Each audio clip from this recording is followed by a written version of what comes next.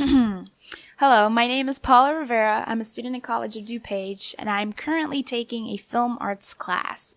And for my big analysis project, I've decided to make a video tearing apart an amazing film by Craig Brewer called Black Snake Moan, starring Samuel Jackson, Christina Ricci, and Justin Timberlake. Some of you might have heard of it before, maybe not. I myself stumbled upon it on Netflix a couple months ago, if not maybe like a year ago. I'm not exactly sure. All I know is it was before I started this class. So I really chose to talk about this film because I remember struggling to fully understand and appreciate its themes and the deeper meanings that are layered all throughout the film. And I thought, hey, this is a great opportunity to change that, especially because of my newfound appreciation for films and the work that goes into making them. And I was right. This was my second time watching the film, and I felt kind of stupid for not noticing so many things that the first time I saw it. This film is loaded with emotion, loaded with metaphors, symbolism, and especially loaded with music. So much music. So for the purpose of not making a 2-hour-long video, because this movie was approximately 2 hours, instead of commenting on the whole film, I will choose certain topics to talk about and present them one by one in the video. First, I want to talk about the movie poster. In my opinion, it really has this badass look to it. The title is in big, bold letters, not to mention the title itself, Black Snake Moan, sounds badass. Its yellow background makes everything else pop, and it appears scratched, which gives it this rugged look. And then there's a greased-up Samuel Jackson with a pretty girl at his side, who is Christina Ricci, which, by the way, I found completely unrecognizable, and she is leaning on a pile of chains. I really didn't know what to expect from the film when I saw this. I really thought it would be an action-packed film, probably because I associate Samuel Jackson with a lot of action movies like Pulp Fiction, Snakes on a Plane, or The Long Kiss Goodnight, among others. He was the main reason, really, why I clicked on the film in the first place, and I really believe Brewer might have done this on purpose to bring in an audience, especially because of Jackson's earlier success in Pulp Fiction. Before I continue talking about anything else, I think it would be very helpful to give you guys some context or a brief synopsis of the movie, at least for those of you who haven't seen it. So please bear with me. Black Snake Moan is essentially about the blues. That might not make sense now, but hopefully it will by the end of this video. But really, it's about a girl named Ray, who is played by Christina Ricci, and a man named Lazarus, who is played by Samuel Jackson.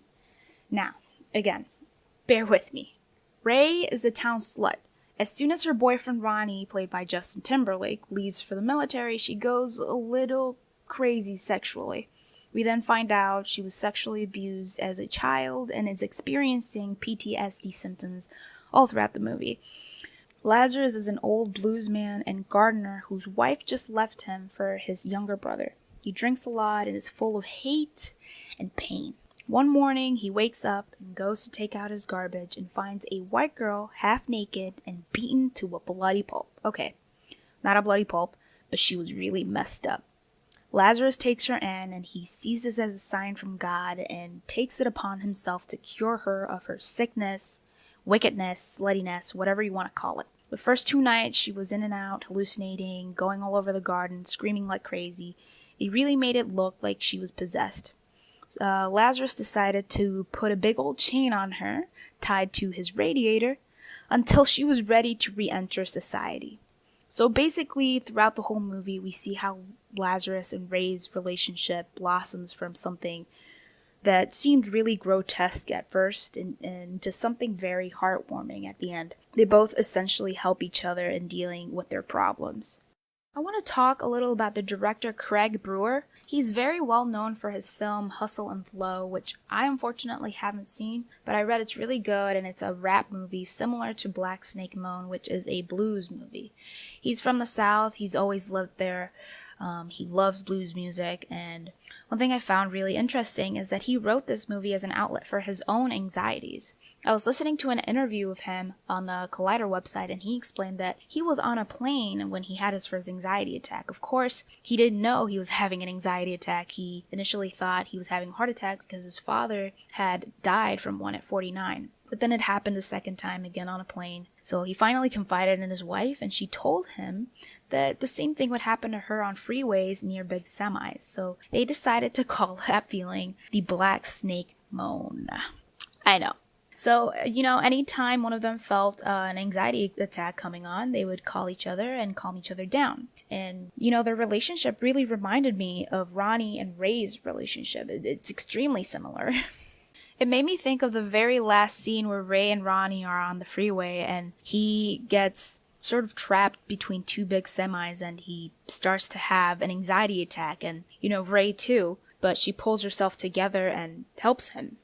And I really think that Brewers made an excellent decision in casting Justin Timberlake as Ronnie, even though it was a very difficult role to fill. And I actually think it was in that same interview where he said that one of the reasons that he casted Timberlake as a supporting actor is because he himself grew up in the South and he had seen men being sent to the war. And even if they weren't ready, even if they didn't want to go, even if they weren't made for war, he understood and he lived through that experience. Both Brewers and Timberlake witnessed men being broken by their own families. So that's what made him really perfect for the role, and he made an excellent performance. The music in this film is critical. It starts off with Son House, a legendary blues singer, who was also a preacher with sin in his heart, who apparently could not quit women and liquor. He starts off by giving us a speech about blues. This speech basically sets up the entire film. It kind of tells you what you should expect from it. Songs have a great significance in this film, especially when Jackson sings them himself. He actually mentioned on an interview that when he learned the songs, he put his own little twist on things because he learned that no blues singer had the same style. So in order to make it more authentic, he made it his own. The songs set the mood for the scenes. They kind of guide your emotions, like some describe very sad moments, others hopeful, others happy, etc. I think that for the most part, Brewers stayed away from race. I mean, there were scenes in which it was portrayed, like when Lazarus was talking to the pastor about how he's been in trouble with the law before just for being black, or, just the mere fact of, Ray being chained up for most of the movie, which I thought was really ironic because it was kind of like a reversal of roles. And then there was that one scene with Jill and Ray where after the party, they're just in his pickup truck and Ray is still drunk and high out of her mind. And Jill just kind of sits there and judges her for, having slept with Tyrone, and for all the wrong reasons too. She's not judging her because she cheated on Ronnie. He's judging her because she slept with a black guy. He even says, "I can see you fucking a tree, but that piece of shit." And, I guess that doesn't necessarily need to be interpreted as racist. It could always just be interpreted as Jill is an asshole and a jealous person. But, I still found it really demeaning towards him and also towards her. But considering this film was set in the South, there was not really a lot of discrimination, at least demonstrated to us in the film, which I honestly am glad about because, that probably would have opened a large can of worms. There are already some people who've gotten the wrong impression about the film, and, Brewers has even received death threats in his own home, which is unbelievable. Religion, however, definitely plays a huge role in the film. There are about a dozen biblical metaphors, if not more. There are crosses practically everywhere. I mean, it's no coincidence that one of the main characters' name is Lazarus. Lazarus was actually a saint whom Jesus restored to life 4 days after his death, which, by the way, I credit Wikipedia with that information. Anyways, that was something that, was very similar to what happened in the film. I really want to talk a little bit about the use of sound in this movie.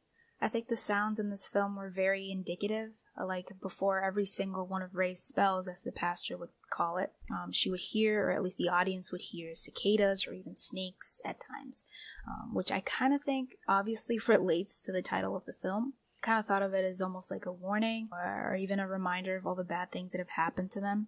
I think Lazarus said when he was playing for Ray, and I quote, "That voice in my head calls me when I'm ailing, when I can't find my way back home, lost in the pines. I calls it the Black Snake Moan." And then thunder would rumble, which made the scene seem a lot scarier and darker. Plus, snakes would start to rattle, which again would make the scene just seem scarier and a little bit more serious and again darker. And yeah, and I just realized that this is the scene in which Lazarus sings Black Snake Moan, which is actually a very important song about the unknown, which I kind of neglected talking about in the music section of the video, so I'm kind of glad that I brought it up here for at least a little bit. Now I kind of just want to talk a little bit about the editing in the film.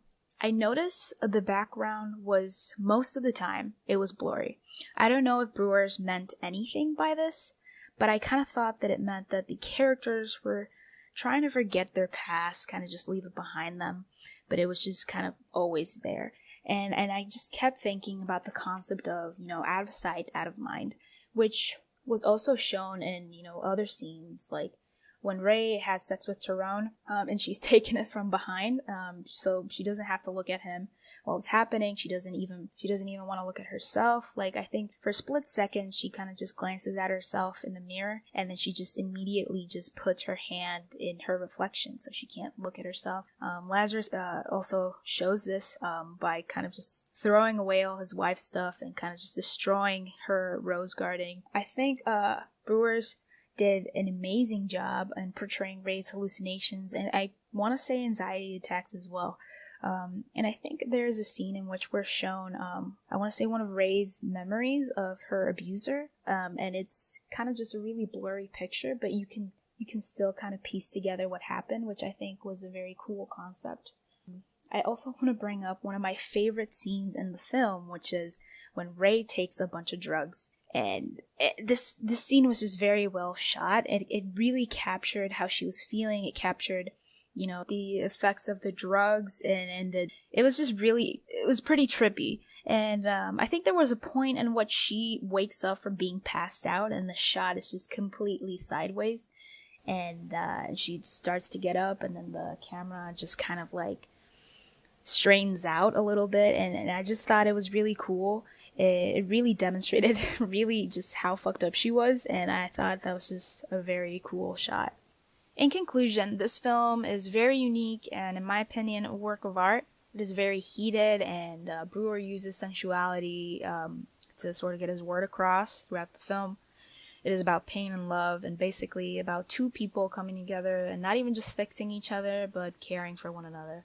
This film, like I said before, is about the blues, because essentially the blues is about pain and love, and mostly pain, but yeah, it's about people who just can't seem to stay away from those feelings and emotions, and the characters in this film really fit into those categories.